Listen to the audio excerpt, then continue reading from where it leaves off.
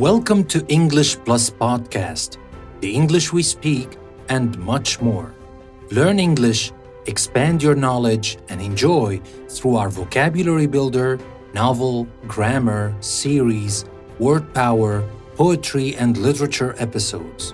All our episodes come with full transcripts, quizzes, downloadable worksheets, and more exclusive content you get only by listening to English Plus Podcast.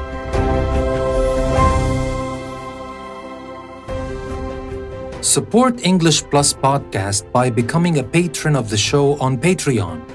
Use the link in the description and become a patron of English Plus Podcast. There are many benefits to becoming a patron of our show, so what are you waiting for? Click the link and check them out on my Patreon page. But above all, support English Plus Podcast and help our free e-learning journey continue. Welcome to a new episode from English Plus Podcast. And we have a new episode that talks about heroes. And the hero for today is Odysseus. The legendary Greek hero Odysseus is one of the few literary characters who have given a word to the English language, in this case, Odyssey, meaning a long journey full of exciting adventures. Odysseus himself has also become something of a symbol. For us, he symbolizes the urge to explore, to know, to push beyond the boundaries. In this episode, we will focus on what makes Odysseus different from the other Greek heroes who surround him, such men as Achilles, Ajax, and Diomedes. They fit our standard definition of hero, strong and fearless. Odysseus is those things too, but he's also something else. Polymedes, the man of many wiles. Odysseus is a trickster. Now, first we will start with a background of the Odyssey, although we have a full episode next week to talk about the Odyssey in details, but we will need to talk about some background to understand better the hero Odysseus. The starting points of European literature are the Iliad and the Odyssey, and these are two epic poems in ancient Greek, long said to be by the blind poet Homer. Odysseus is a prominent figure in the first and the central figure of the second. The Iliad tells the story of a pivotal moment in the first known event in European history, the Trojan War. In that war, a Greek alliance besieged and after 10 years destroyed the city of Troy through the famous stratagem of the wooden horse, a stratagem that was, of course, devised by Odysseus. The Odyssey then tells the story of Odysseus' return home after the war to the island of Ithaca, a voyage that took him 10 years. The Odyssey starts near the end of that 10-year return trip, for most of which Odysseus has been held captive by the nymph Calypso on her island. Odysseus has been absent from Ithaca for 20 years, and the nobles there want him declared dead. They also want his wife, Penelope, to choose one of them as her husband who will inherit Odysseus' property. To force her into this decision, a crowd of prospective suitors has moved in, demanding to be feasted every day. The suitors also mean to kill Penelope's son Telemachus as a potential avenger. Thus, the poem has three strands. The first one, at the start, it follows Telemachus' attempts to dodge the suitors and round up support. The second, at the end, details Odysseus' return and the cunning tactics he uses to eliminate Penelope's suitors. And the third is in between, and this one tells of Odysseus' release by Calypso and his eventual washing up on the shore of Phaeacia. At the Phaeacian court, Odysseus is asked to tell his story, which he does. The central core of the poem is the Real Odyssey. It covers Odysseus' 10 adventures from leaving Troy to reaching Calypso, including his dealings with Circe the witch, his survival after hearing the Song of the Sirens, and other famous stories. Now, I would like to focus more on his encounter with the Cyclops because the encounter with the Cyclops reveals a lot about Odysseus as a hero and as a person, of course. After leaving Troy, Odysseus and his crew are blown off course to the land of the Lotus Eaters. There, the inhabitants eat a plant that makes them so happy they never want to leave. Odysseus manages to escape with his addicted crewmen and lands his ships on an island, from which they can see smoke rising from another island nearby. Curious, Odysseus sets off with one ship to explore the other island and look for provisions. Odysseus finds the land of the Cyclops. These are giants who have only one eye in the middle of their foreheads. They're completely uncivilized with no social organization. Each lives by himself in a cave, herding flocks of sheep and goats and living off milk and cheese. They don't know how to make bread or wine, but they're also man-eaters. Odysseus finds the cave of the giant Polyphemus and notes the sheep pens, the pails of milk, and the racks of cheese. His men want to take the provisions and return to the ship, but Odysseus decides they should wait inside the cave to see the giant, which was a big mistake, of course. When Polyphemus returns, he seals the cave with an enormous boulder. Odysseus appeals to Polyphemus, reminding him that they are guests, and Zeus, father of the gods, is the protector of guests. Polyphemus is unmoved. He seizes two crewmen, dashes their brains out, and eats them raw. He plans to eat the men two at a time at breakfast and dinner. Polyphemus falls asleep as soon as he's eaten, but Odysseus can't kill him because he and his men will still be trapped in the cave.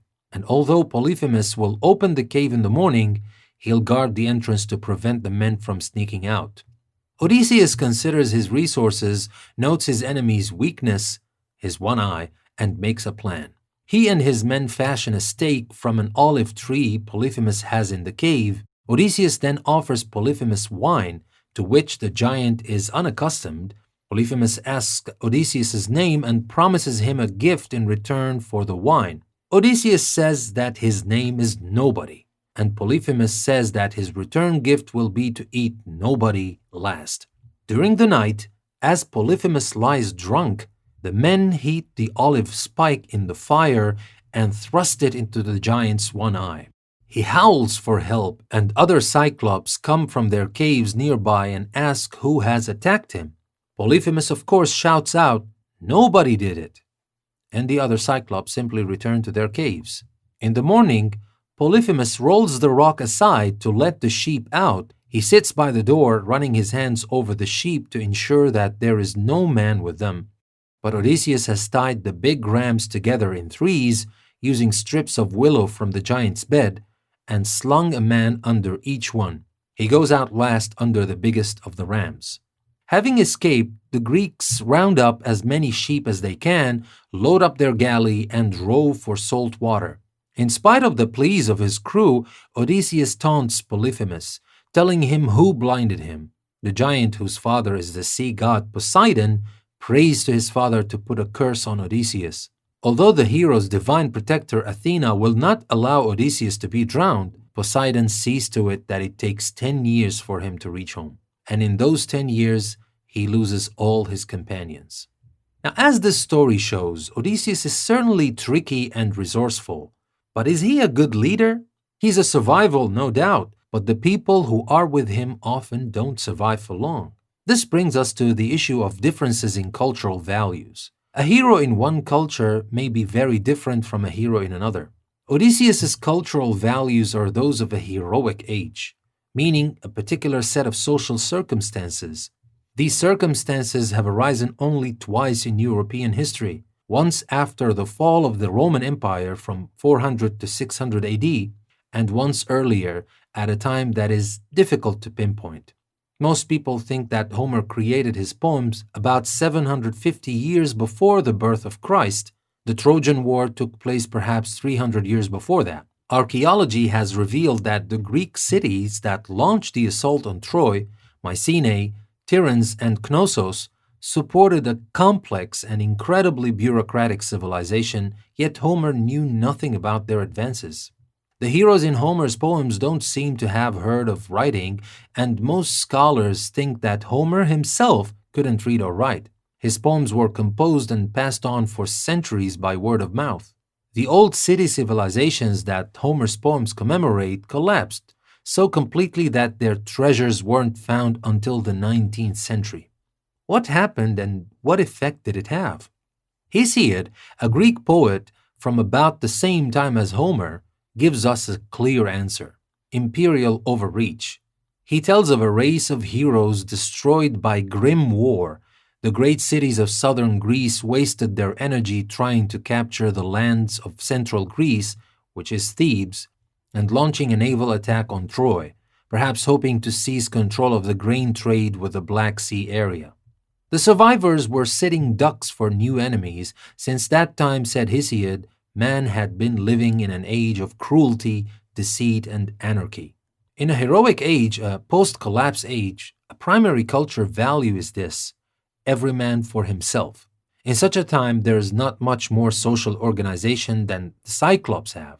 Anyone who strays outside his kin group is likely to be made a slave. Authority has no basis except personal violence, and the only moral restraint is the idea that the gods may punish cruelty to guests and strangers. These circumstances may account for some of the complexity of Odysseus' character. He might like to be more civilized, but in a heroic age, what makes a hero are a sword, spear, and shield, and the ability to use them. And now we'll move on to talk about Odysseus' return. In the time of Odysseus, the Greeks had invented neither democracy nor aristocracy. The Greek heroes were autocrats. For them, power was personal. But that presents a problem for Odysseus when he returns home. He can't reveal himself to his wife and suitors and attempt to claim his rights. The suitors will merely cut his throat. Odysseus must rely on himself and a few advantages. And the biggest of these advantages is that he is tricky. And he has friends among the slaves, and also he possesses the useful quality of self-restraint. Odysseus returns to Ithaca disguised as an old beggar. He is kicked by his own goatherds, and the suitors throw things at him, but he keeps up his act. His old housekeeper sees through his disguise, but she keeps quiet about Odysseus' identity. Touchingly, his old dog, Argos, also recognizes his master and wags his tail. Still, getting rid of more than 100 suitors will be trickier than escaping from the cave of Polyphemus. Odysseus has Eumaeus, the swineherd, on his side, Eumaeus' friend, the cowherd, and Telemachus, all now in on the plot. The hero develops a 4-point plan to trap the suitors in the hall where they feast and trick them into allowing him to shoot his old war bow. Once he has the bow and starts shooting, his supporters will fend off the suitors until he has shot all the arrows. By then, the suitors will be panicked, and Odysseus and the others will finish the job.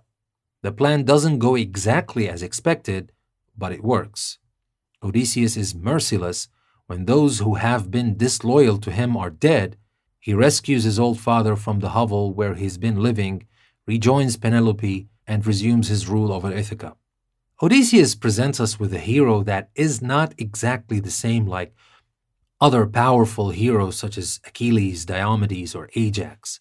He teaches us about trickery, which was not always the best image of a hero. Heroes are usually strong, fearless, and they face the dangers they have ahead of them head on. They are not afraid of anything, no matter what the circumstances were. If we talk about Achilles, Achilles knew he was going to die in Troy, but he charged head on anyway. Even though we talked in details in the Iliad episode that Achilles was a different man at the end of the Iliad than he was at the beginning. But the usual hero stereotype is that person who is ready to sacrifice his life and maybe the lives of everybody around him for a cause. Well, Odysseus at some point was like that, but he puts his own survival and the survival of his family above everything else. And to achieve your goals, you don't always charge head on. Sometimes you can resort to more cunning methods, and that's what Odysseus showed us. And in the story leading to his return home and the adventures he had along the way, Polyphemus the Cyclops was one of them, Circe was another, his imprisonment by Calypso, his sailing across Scylla and Charybdis, and other feats that he had along the way. He showed us that he was not the perfect person. He was not perfect at all. He had his own mistakes. He had his own problems that led him to lose all his men. He survived, but all his men died. So he becomes a controversial hero.